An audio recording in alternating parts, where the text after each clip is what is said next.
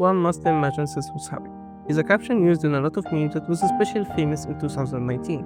A man pushing a boulder, and a song called Me and Spurs by Duster. It was simple, but at this time I asked myself, why one must imagine Sisyphus happy? I didn't know this question was asked before, and this time it was to answer one of the most philosophical questions maybe ever. Is life worth living? But before we answer this question, we must first know who is Sisyphus and what is this myth. Sisyphus was a king in the Greek mythology. Sisyphus was the first king of Ephyria, which later became known as Cornus. In his age, the land was prosperous, a prosperous kingdom, terrible man, a tyrant who killed visitors to show off his blood. This was our Sisyphus. In Greek mythology, killing your visitor is a quick way to make the gods hate you. As a final straw, well, for him, it was as usual in any Greek mythology because Zeus was horny. This time, he kidnapped the nymph Eugenia, daughter of the river god Sisyphus, by turning into a giant bird. Sisyphus saw it, and Sisyphus came looking. He made a deal. I will tell you where Zeus went if you make a spring in my city. Zeus naturally wasn't thrilled about being ratted out. He sent Thanatos, which represented death in Greek mythology, to share Sisyphus in the underworld. But Sisyphus tricked him by telling him to show him his how he chained people, and he chained him. Quite simple, like how can you be tricked like this, Thanatos? And for a while, no one could die. Ares eventually freed Thanos because war became boring, and Ares doesn't like when war became boring. This time, he won't run from his face, and the Thanatos will come. So he asked his wife to throw him in the spring after he dies. She told him to throw him out the window. Quite ironic, for one must say. And when he went to the underworld again, he talked to Persephone, the goddess of the dead. Not this, quite a misconception. She was the queen of the dead. He pleaded with her for another chance to live for living, for revenge on his wife, who disrespected his dead body by not burying him. She agreed, but told him that he will return after having his revenge. And again, he escaped from the underworld twice. The gods wasn't happy, so they sent Artemis to go and bring him. Since he was the messenger and the fastest, he brought Sisyphus in front of Zeus, and Zeus addressed the punishment, which is he has to carry a very large boulder up a mountain. Seems simple, but the catch was that once he reached the boulder will roll down again to the bottom, and each time Sisyphus go back and start over and over forever. Now, your mind is asking this question: how can he be happy? And the second part, he isn't. You, the one reading, must imagine him. In 1942, Albert Camus wrote The Myth of Sisyphus to reflect on our life in a time where nihilistic thinking and war was everywhere. He suggests another way of thinking, another way to get through life. And his answer was absurdism. I'm not in a philosophy major, so I don't know what this means or the best way to search for it. My first instinct was to read a random book about the subject, but before finding the book that will catch my eyes, I found another thing, an enemy.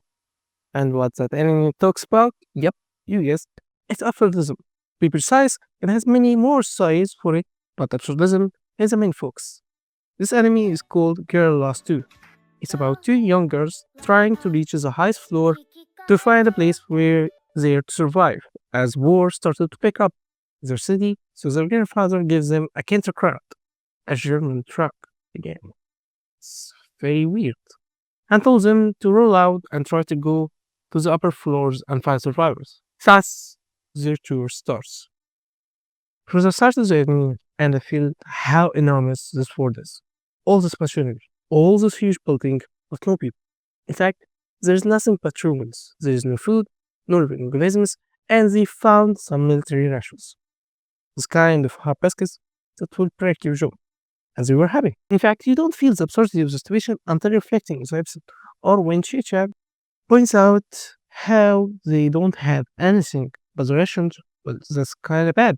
But when it comes to you and steals the last piece by pointing a gun on Chichan, and they proceed to laugh, proceed to live, despite in the absurdity of it all. This reflected in a lot in the anime, in form of Chichan questions and you bizarre answer. that seem illogical and idiotic at first, but when you understand it really, it's simple and satisfying. ねえユウ、何？人はなぜ生きるんだろうね。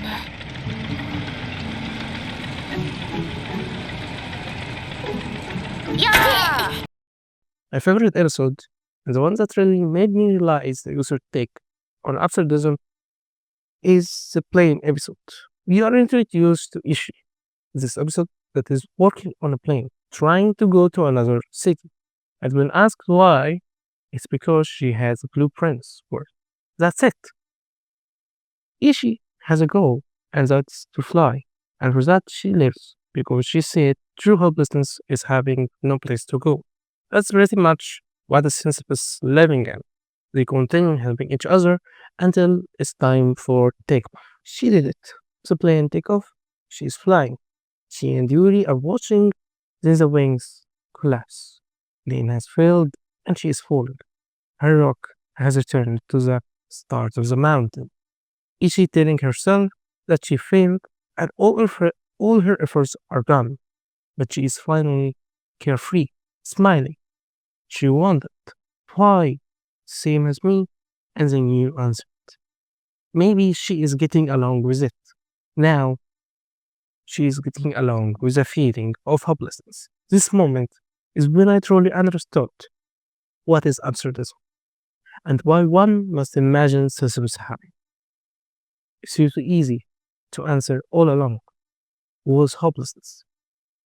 Feelings that integrated in our history is the reason why our ancestors evolved strategized and fought for their survival by living and accepting this hopelessness.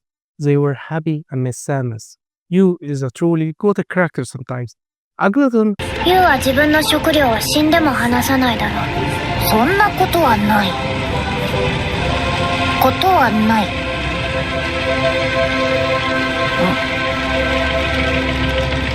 ないって。another time a philosopher. ねえちいちゃん。生命って終わりがあるってことなんじゃないかな。